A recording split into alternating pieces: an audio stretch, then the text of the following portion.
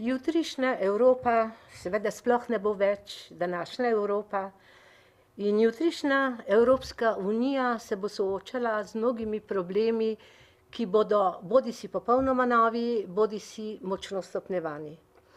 Na enem prvih mest, če ne celo na prvem mestu, se bo znašel problem brezposelnosti in revščine. Evropa včerajšnjega dne morda na to niti ni toliko mislila, ker je posebej njen zdravi, stari del živel dobro in brez problemov. Evropa jutrišnjega dne bo pa Evropa revščine. Že danes statistike govorijo o tem, da je po zelo kratkem času stopnja ljudi, ki se počutijo revne oziroma so na meji revščine, 14% vse populacije Evropske unije. Iz 14% je šlo v 2-3 mesecih na 16% in dvakrat se bomo obrnili in 20% evropske populacije oziroma populacije Evropske unije bo revne ali na meji revščine. Z drugo besedo, že danes je 78 milijonov ljudi revnih ali na pragu revščine. Ne glede na te skrajno alarmantne podatke iz Bruslja, ne prihajajo nobene zaskrbljene vesti o tem problemu. Prav nasprotno.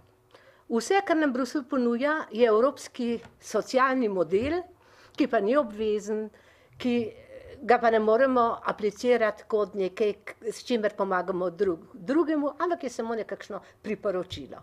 Vsaka država se mora znajti, kot ve in zna. To je, po mojem, popolnoma nevzdržno in bo jutri še bolj nevzdržno. Tu sta posebej prizadeti dve populaciji. Mene posebej skrbijo mladi na štartu v življenje. Evropa že daleč ni več Evropa enakih možnosti, še posebej ne enakih štartnih možnosti. In mladi, ki vstopajo v življenje, so v vedno bolj neenakopravnem položaju. Evropa enakih možnosti za mlade ni več samo utopija, ampak postaja pravljica. In to je več kot klavrno, to je žalostno.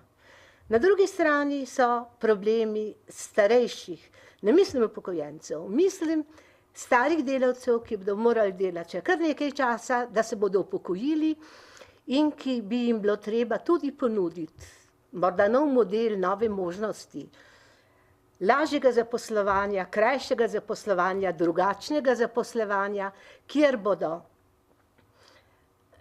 na svojem delodajalci in tudi delavci, ki bodo imeli občutek, da še zmorejo, čeprav so že močno v letih. Skratka, samo dva problema iz množice mnogih problemov, ki skrb za sočloveka in za evropsko socialo zame osebno postavlja daleč na prvo mesto.